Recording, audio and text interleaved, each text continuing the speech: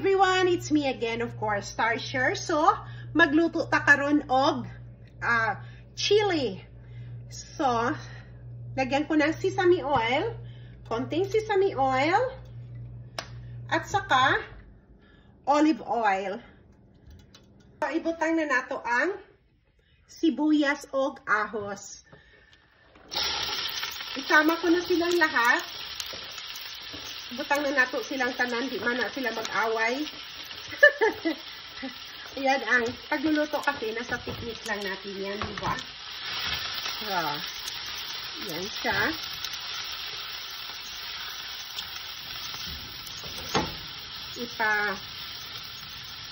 Brown lang natin yung sibuyas at saka bawang bago natin ilagay yung ibang spices. So, brown na yung sibuyas at saka bawang, black pepper. Lagyan natin ng red pepper na crush para may spice siya. Gusto nila yung spicy. So,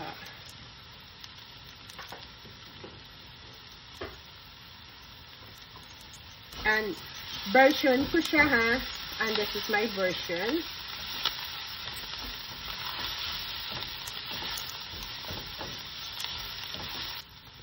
Beef powder. So, mga 1.5 teaspoon.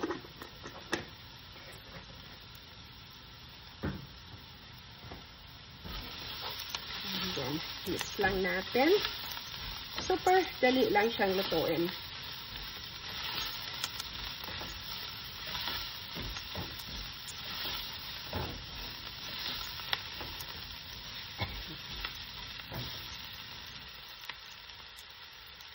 And then, I just add the ground beef ang gamit ko. Kaya ganyan ang itsura dahil binlanch ko na siya ng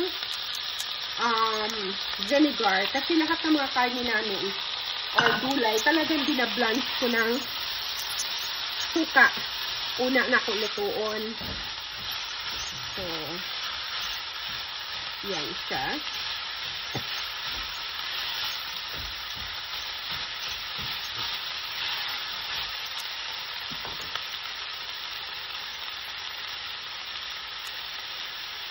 At saka, ang gamit ko ay red plum tomatoes. So, nasa sa inyo yun kung gusto nyo ng fresh. Pwede din fresh. Ako kasi, ito ang ginamit ko dahil at least wala na siyang maraming trabaho. So, ganyan yung sura niya. Kailangan lang natin siyang i-smash. Pwede din hindi. So, nasa sa inyo yun. Ito ay version ko ng chili.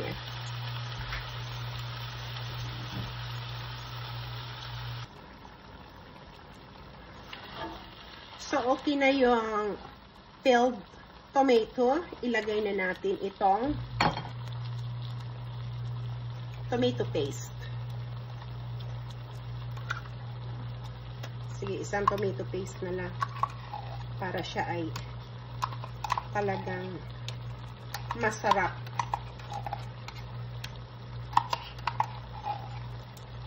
Nasa sa inyo din yun kung gusto nyong lagyan ng tomato paste. Ako ay ito ay version ko, as I said.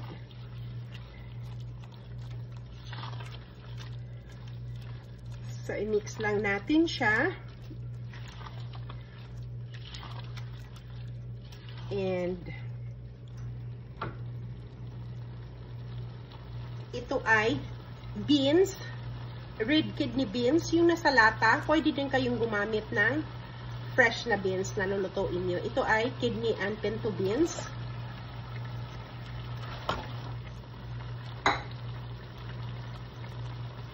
And then, lagyan ko rin ng chili beans.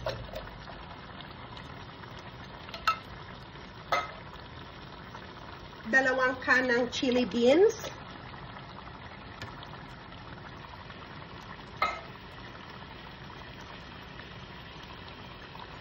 And then, bell pepper, celery.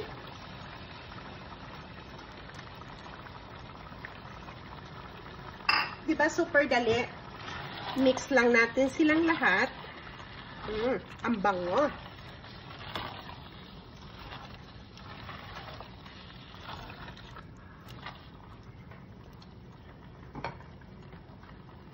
And then, ang gamit ko ay beef broth.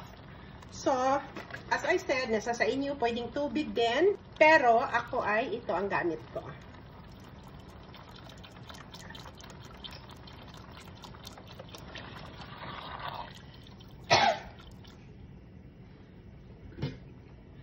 Takpan natin. Tita simmer for 5 minutes. I need to add a sugar. Mga 2 teaspoon. Optional lang to. Nasa sa inyo kung gusto nyong lagyan ng sugar or hindi. Kaikikan ko lang to. And let us simmer that. Another 5 minutes.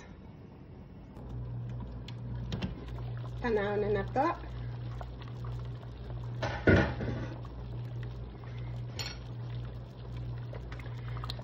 Nakita niyo yung sabaw. Medyo sticky na siya. So, pwede na siya. Tikman nga natin. Ang daming beans. Masarap pag maraming beans.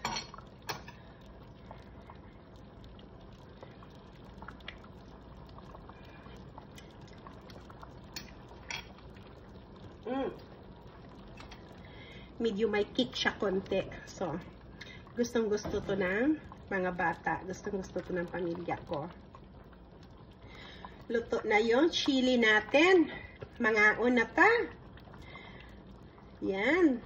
Ang sarap, ang bango. Thank you so much for watching. See you in our next video. Bye for now.